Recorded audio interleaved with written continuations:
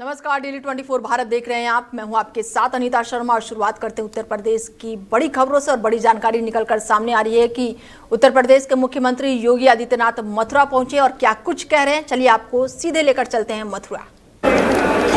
जिला प्रभारी अशोक कटारिया जी, भारतीय जनता पार्टी के जिला के अध्यक्ष श्री निर्मल पांडे जी, महानगर अध्यक्ष हरिशंकर राजू यादव जी,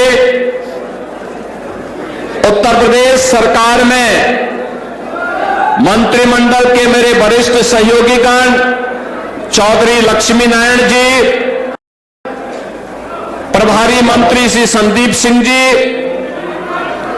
महापौर श्री विनोद अग्रवाल जी, विधायक मथुरा श्री श्रीकांत शर्मा जी, विधायक गोवर्धन ठाकुर मेघनाथ सिंह जी, माननीय सांसद चौधरी तेजवीर सिंह जी, जिला पंचायत अध्यक्ष चौधरी किशन सिंह जी, विधान परिषद सदस्य ठाकुर ओम प्रकाश सिंह जी, माननीय विधायक श्री राजेश चौधरी जी, माननीय विधायक श्री पूरण प्रकाश जी, आज के इस कार्यक्रम में उपस्थित अक्षय पात्र वृंदावन चंद्रोदय मंदिर के अध्यक्ष श्री चंचला पतिदास जी, अनंत वीरदास जी, कैवल्य पतिदास जी, अर्कुर कृष्णदास जी, आज के इस कार्यक्रम में उपस्थित भारतीय जनता पार्टी के हमारे सभी पदाधिकारीगण और उपस्थित सभी बहन और भाइयों, भारतीय जनता पार्टी के राष्ट्रीय अध्यक्ष के रूप में निर्वाचन होने के उपरांत माननीय राष्ट्रीय अध्यक्ष जी का उत्तर प्रदेश में प्रथम आगमन है और वहां भी उनका आगमन योगेश्वर श्री कृष्ण की इस लीला भूमि वृंदावन से प्रारंभ हुआ है। मैं इस अवसर पर उत्तर प्रदेश के सभी कार्यकर्ताओं की ओर से, उत्तर प्रदेश की जनता जनार्दन की ओर से उनका हृदय से स्वागत करता हूं, अभिनंदन करता हूं। बहन और भाइयों, हमारे राष्ट्रीय अध्यक्ष श्री नितिन नवीन जी एक युवा ऊर्जा के प्रतीक हैं। 5 बार बिहार विधानसभा में पाटलिपुत्र से विधायक के रूप में आप अपनी सेवाएं दे रहे हैं। भारतीय जनता पार्टी के संगठन के भी विभिन्न पदों का आपने ईमानदारी पूर्वक निर्वहन करने के उपरांत अब आदरणीय प्रधानमंत्री जी की प्रेरणा से, उनके मार्गदर्शन में भारतीय जनता पार्टी ने श्री नितिन नवीन जी को अपने राष्ट्रीय अध्यक्ष के रूप में ये नया दायित्व दिया है और उस नए दायित्व के उपरांत आज उनका ये प्रथम आगमन योगेश्वर श्री कृष्ण की इस पावन धरा पर हुआ है। बहन और भाइयों, ये हम सब के लिए अत्यंत आह्लादकारी क्षण है जब यहां के कार्यकर्ताओं को यह सौभाग्य प्राप्त हुआ है कि वे अपने राष्ट्रीय अध्यक्ष जी का यहां पर स्वागत कर सकें, अभिनंदन कर सकें। वैसे भी यह धरती ब्रजभूमि हमारी प्राचीन काल से ही तीर्थ भूमि रही है। यहां मथुरा, वृंदावन, बरसाना, गोकुल, गोवर्धन, नंदगांव, बलदेव, ये सभी तीर्थ हजारों वर्षों से हर सनातन धर्मावलंबी के लिए एक नई प्रेरणा रही है। यहां के रज रज में, यहां के कण कण में श्री कृष्ण का, राधा रानी का और हजारों वर्षों की उस विरासत का अंश आज भी श्रद्धालुजन ढूंढता है, उसके साथ अपना तारतम्य स्थापित करने का प्रयास करता है। लेकिन यह हमारा सौभाग्य होगा, अंत्योदय के प्रणेता पंडित दीनदयाल उपाध्याय जी की भी पावन जन्मभूमि इसी मथुरा जनपद में पड़ती है। इसी मथुरा जनपद में उनकी पावन जन्मभूमि होने का सौभाग्य प्राप्त हुआ है। और ब्रजभूमि भारत की आध्यात्मिक और सांस्कृतिक विरासत के साथ ही अब आदरणीय प्रधानमंत्री जी की प्रेरणा से विकास के एक नित नए प्रतिमान को स्थापित करते हुए आगे बढ़ रहा है। आज उत्तर प्रदेश आदरणीय प्रधानमंत्री जी की प्रेरणा से अब बीमारू राज्य नहीं है, बल्कि भारत की अर्थव्यवस्था का एक ब्रेक थ्रू बनकर के भारत की अर्थव्यवस्था का एक संबल बन रहा है। निरंतर पिछले 5 वर्ष से अधिक समय से उत्तर प्रदेश अब रेवेन्यू सरप्लस स्टेट के रूप में डबल इंजन की सरकार, डबल स्पीड के साथ न केवल बड़े बड़े इंफ्रास्ट्रक्चर के कार्यों को जमीनी धरातल पर उतारती है, हर नागरिक को सुरक्षा का एहसास कराती है, बल्कि गरीब कल्याणकारी योजनाओं के माध्यम से भी बिना भेदभाव के वंचित को वरीयता के आधार पर शासन की योजना का लाभ समाज के प्रत्येक तबके को देने का कार्य कर रही है। क्या नौजवान हो, क्या अन्नदाता किसान हो, क्या महिलाएं हो और क्या विरासत को सम्मान देने का कार्य या विकास की योजनाओं को बिना भेदभाव के गांव से लेकर के शहर तक प्रत्येक जगह प्रभावी ढंग से लागू करने का कार्य आज सब उत्तर प्रदेश के अंदर डबल इंजन की सरकार के माध्यम से देखने को, जानने को प्राप्त हो रहा है। अब उत्तर प्रदेश का नौजवान पहचान के लिए मोहताज नहीं है। देश के अंदर जहां कहीं भी जाता है अब वह कह सकता है कि मैं उत्तर प्रदेश का वासी हूं। हर व्यक्ति, सामने देखने वाला व्यक्ति भी गौरव की अनुभूति करता है। एक समय था जब उत्तर प्रदेश के सामने पहचान का संकट खड़ा किया गया था। एक समय था जब यहां की विरासत को लोग कोसने का काम करते थे, हमें अपमानित करने का काम करते थे। बीमारू राज्य होने के नाते लोगों का दृष्टिकोण हमारे बारे में भिन्न था। अब बीमारू नहीं, अब तो भारत की इकोनॉमी का ग्रोथ इंजन बनकर के उत्तर प्रदेश देश के विकास में अपना योगदान प्रभावी ढंग से दे रहा है। इसमें हमारा युवा भी, अन्नदाता किसान भी और आधी आबादी भी इस पूरे अभियान के साथ जुड़ करके कार्य कर रही है। और यही भारतीय जनता पार्टी के प्रति आम जन के विश्वास का प्रतीक भी है।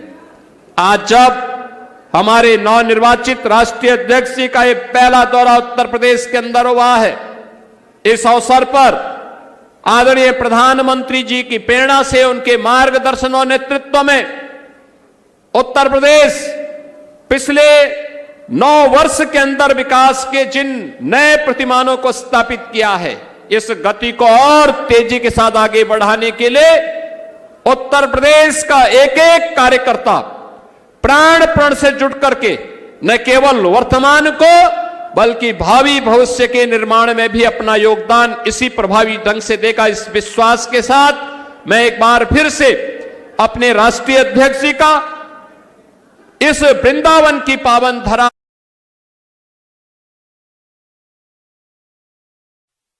तो वहीं आप सुन रहे थे मुख्यमंत्री योगी आदित्यनाथ का। और अब रुख करते हैं खबरों का, जहां पर आज मुख्यमंत्री योगी आदित्यनाथ 20 लाख स्टूडेंटों को स्कॉलरशिप बांटेंगे। बड़ी जानकारी आपको दे दें कि उत्तर प्रदेश सरकार की छात्र हितैषी पहल के तहत आज मुख्यमंत्री योगी आदित्यनाथ जो हैं छात्र और छात्राओं के छात्रवृत्ति की धनराशि प्रदान करेंगे। राजधानी लखनऊ के इंदिरा गांधी प्रतिष्ठान स्थित जुपिटर हॉल में आयोजित होने वाले इस कार्यक्रम में विभिन्न वर्गों के विद्यार्थियों को छात्रवृत्ति वितरित की जाएगी। ये कार्यक्रम जो है वो 4:30 बजे जो है शुरू होगा, जिसमें बड़ी संख्या में छात्र, अभिभावक और अधिकारी शामिल होंगे। और ऐसे में आज यूपी के छात्रों के लिए ये दिन जो है बड़ा माना जा रहा है। प्रदेश के सीएम जो है योगी आदित्यनाथ उन्हें बड़ा तोहफा देने वाले हैं। इंदिरा गांधी प्रतिष्ठान में स्टूडेंटों को मुख्यमंत्री स्कॉलरशिप बांटेंगे। पिछड़ा वर्ग कल्याण विभाग, अल्पसंख्यक कल्याण विभाग और समाज कल्याण विभाग की स्कॉलरशिप योजनाओं के पात्र स्टूडेंटों को ये स्कॉलरशिप मिलेगी। कार्यक्रम में बड़ी संख्या में स्टूडेंट जो है अपने अभिभावक के साथ शामिल होंगे। इसके साथ ही छात्रों की जो लिस्ट है और साथ ही बैंक खाते में स्कॉलरशिप भेजने की पूरी तैयारी कर ली गई है और 3 विभागों की ओर से ये संयुक्त कार्यक्रम आयोजित किया गया है। और ऐसे में आज छात्रों के लिए बड़ा दिन है। और इस खबर पर ज़्यादा जानकारी के साथ रोहित जुड़ चुके हैं हमारे साथ लखनऊ से, और उनसे जानते हैं हमारे संवाददाता की क्या कुछ अपडेट है, क्योंकि छात्रों के लिए ये आज का दिन जो है बेहद ही खुशखबरी लेकर आया है। रोहित। जी मैम, आज छात्रों को स्कॉलरशिप की बंटनी है। काफी उत्साह है बच्चे और काफी लोग मतलब संख्या में भी आए हुए हैं मैम। और कहा जाए कि काफी लाखों की तादाद में स्कॉलरशिप आज के दिन बंटनी है।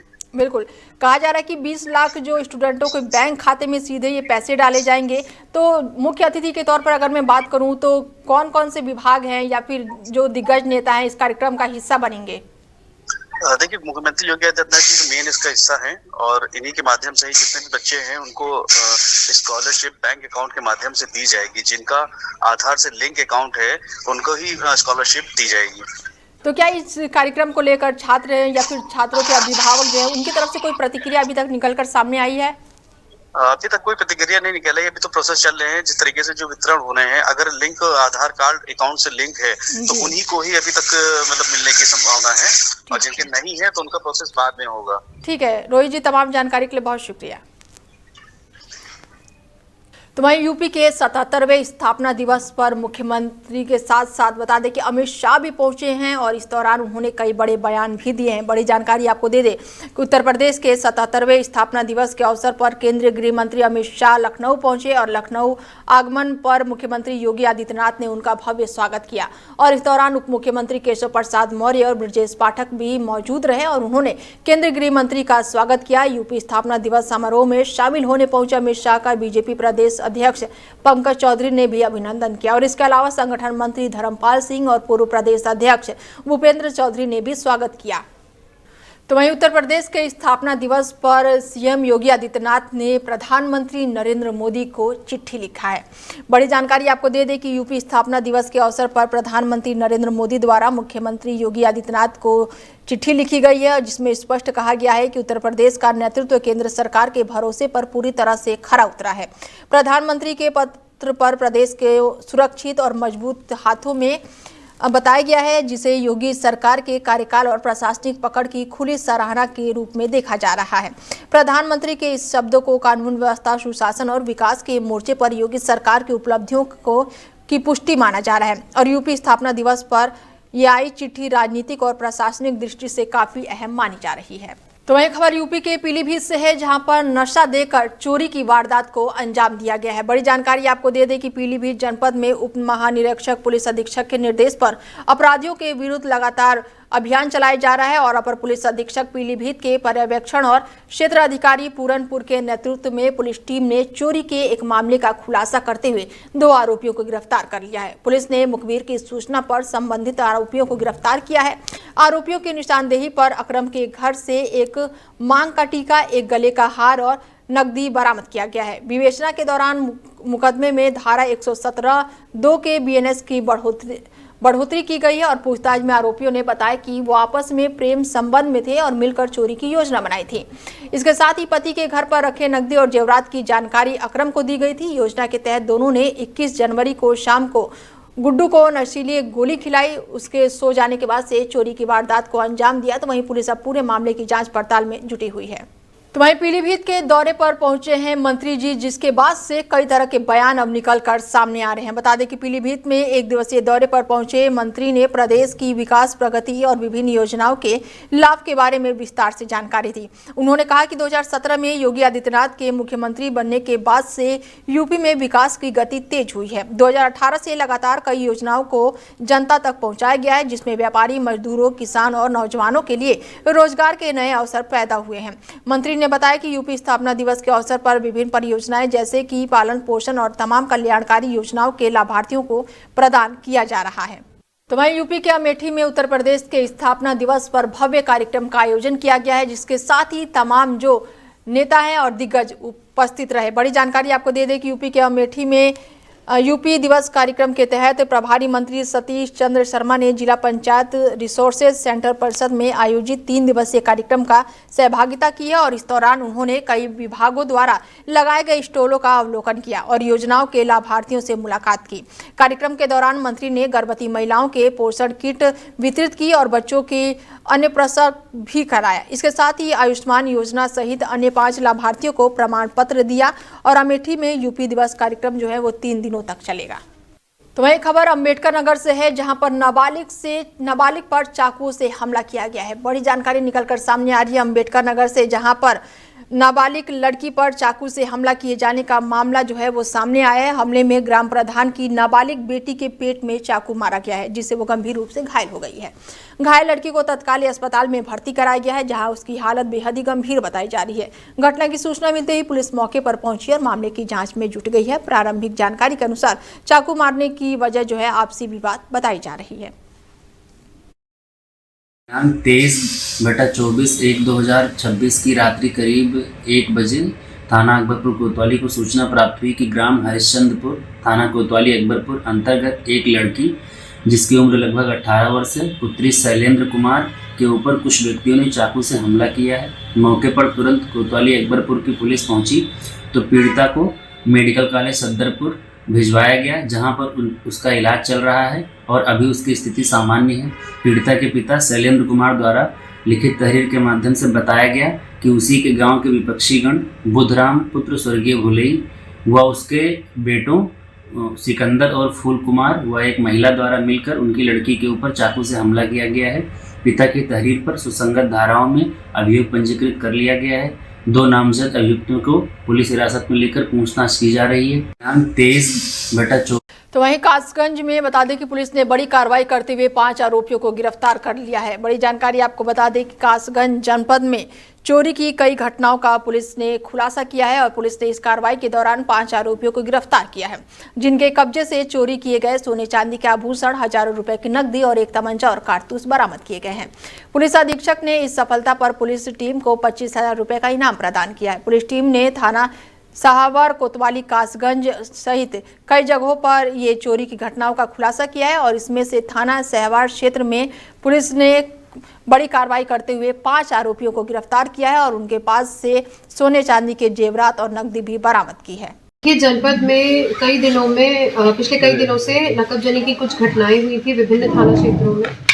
उस पर काम करने के लिए हमारी कई टीमें इस पर काम कर रही थी, जिसमें जनपद की एसओजी सर्विलांस और थाना साहबर की टीम को सफलता मिली है। इसमें 5 अभियुक्त गिरफ्तार किए गए हैं।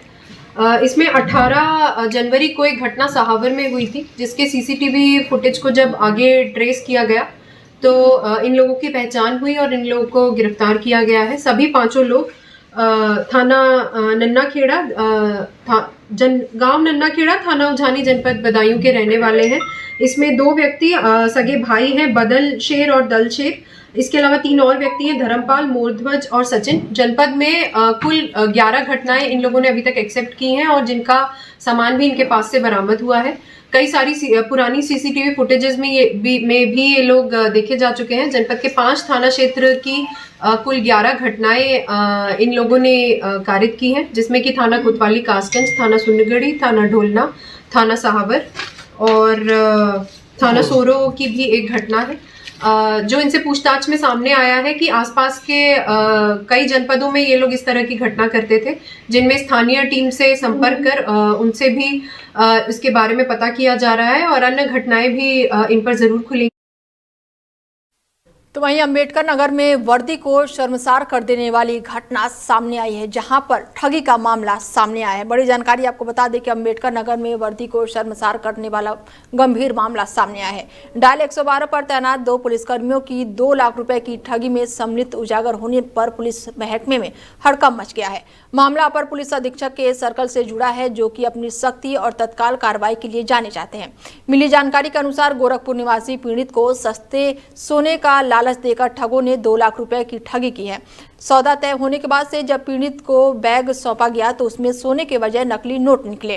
पीड़ित का आरोप है कि ठगी के तुरंत बाद बिना नंबर की बाइक से मौके पर पहुंचे डायल 112 में तैनात सिपाही आदर्श शर्मा और अनिल यादव ने कानून का भय दिखाकर उसे चुप कराने का प्रयास किया और आरोपियों को बचाने की कोशिश की। पीड़ित ने साहस दिखाते हुए मामले की शिकायत थाने में दर्ज कराई। जांच आगे बढ़ने पर सिपाहियों की भूमिका संदिग्ध पाई गई, जिसके बाद से मामले अब आगे की कार्रवाई में पुलिस जो है वो लगी हुई है। तो वहीं जांच में आरोप सही पाए जाने पर दोनों सिपाहियों को निलंबित करते हुए गिरफ्तार कर जेल भेज दिया गया है।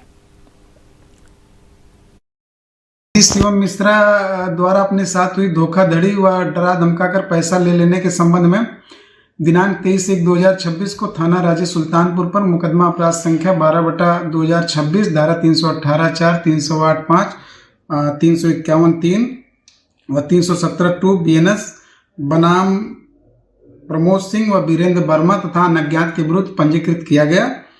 दौरान विवेचना घटना में 112 में नियुक्त 2 आरक्षी अनिल यादव और आदर्श यादव की संलिप्तता पाई गई।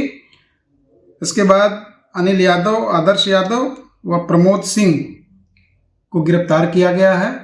अन्य फरार आरोपियों की तलाश की जा रही है। पुलिस अधीक्षक महोदय द्वारा 112 में नियुक्त आरक्षी अनिल यादव व आदर्श यादव को तत्काल प्रभाव से निलंबित कर विभागीय कार्रवाई प्रचलित की गई है। शिवम मिश्रा द्वारा अपने साथ हुई धोखाधड़ी व डरा धमकाकर पैसा ले लेने के संबंध में दिनांक 23/1/2026 को थाना राजे सुल्तानपुर पर मुकदमा अपराध संख्या 12/2026 धारा 318(4), 308(5), 351(3। तो वहीं बलिया जनपद के मौनी बाबा आश्रम के महंत का बड़ा बयान अब सामने आया है। बता दें कि उन्होंने कहा है कि आज भगवान श्री राम और माता सीता की वापसी का दिन है, जिसे सनातनी समाज द्वारा दिवाली उत्सव के रूप में पिछले 3 सालों से मनाया जा रहा है। उन्होंने कहा कि राम जी की दिवाली मनाने वाले समाज सनातनी है, लेकिन आज कुछ लोग सनातनियों को टुकड़ों टुकड़ों में विभाजित करने की मानसिकता अपना रहे हैं। महंत श्री संत राम उदासीन महाराज ने कहा कि नीचे वालों को ऊपर और ऊपर वालों को नीचे करने से सामाजिक संतुलन जो है वो बिगड़ जाता है। उन्होंने उदाहरण देते हुए कहा है कि हाथों के बल चलने वालों और पैरों के बल चलने वालों को एक समान नहीं किया जा सकता है, लेकिन आज देश में यही प्रयास किया जा रहा है। नमस्कार, परिचय दीजिए अपना। मैं संत रामदास उदासीन, रामघाट छपरा माझी, श्री मौनी बाबा आश्रम के श्री महंत। मैं आज सीताराम जी के वापसी दिन है, जहां पर दिवाली के रूप में आज 3 सालों से, आज तीसरा साल है, 3 सालों से दिवाली के रूप में मनाई जा रही है। राम जी की दिवाली मन का उत्सव मनाने वाला मात्र सनातनी लोग हैं, और अभी कुछ लोगों की मानसाएं हैं सनातनी को टुकड़े टुकड़े में विभाजित कर देना। जो सिरमौर है उनको नीचे और नीचे वाले को ऊपर करके किसी भी मनुष्य को उल्टा करने से उसका समीकरण बिगड़ जाता है, बनता नहीं है। कोई भी सोचे कि मैं हाथों के बल पर चल करके मैं पैरों के बल पर चलने वालों के बराबरी करूं, ऐसा संभव नहीं है। और आजकल देश में ऐसा ही कुछ चल रहा है। और एक यूजीसी नाम करके यह काला कानून ला करके हमारे माननीय प्रधानमंत्री जी तो वहीं हमीरपुर में उत्तर प्रदेश स्थापना दिवस पर भव्य कार्यक्रम का आयोजन किया गया, जहां पर कई बड़े नेता और गणमान्य लोग शामिल हुए। बड़ी जानकारी आपको दे दें कि कार्यक्रम का शुभारंभ जो है वो मुख्यमंत्री योगी आदित्यनाथ के संबोधन के साथ हुआ और इस अवसर पर प्रभारी मंत्री रामकेश्वर निषाद ने चौरा देवी प्रांगण में विकसित उत्तर प्रदेश विकसित भारत थीम पर आयोजित भव्य प्रदर्शनी का फीता काटकर उद्घाटन किया। कार्यक्रम के दौरान मुख्यमंत्री उत्तर प्रदेश केंद्रीय गृह मंत्री भारत सरकार के संबोधन का संजीव जो है वो प्रसारण भी किया गया और ऐसे में प्रदर्शन में कई तरह के जो स्टॉल भी लगाए गए और कुल मिलाकर 28 विभागीय स्टॉल यहां पर लगाए गए। खेल विभाग के स्टॉल पर अधिकारी जो है वो ब्रिजेश सोनी के नेतृत्व में लगातार बच्चों में खेलों के प्रति बढ़ते रुझान को प्रदर्शित करते हुए दिखाई दिए। तो वहीं कानपुर में दबंगों का खूनी संघर्ष देखने को मिला है, जिसके बाद से मामला बेहद ही अब गंभीर हो गया है। बड़ी जानकारी आपको दे दें कि कानपुर से खबर है, जहां पर क्षेत्र में दबंगों के बीच खूनी संघर्ष का मामला सामने आया है। दबंगों ने लाठी डंडों और पत्थरों से कई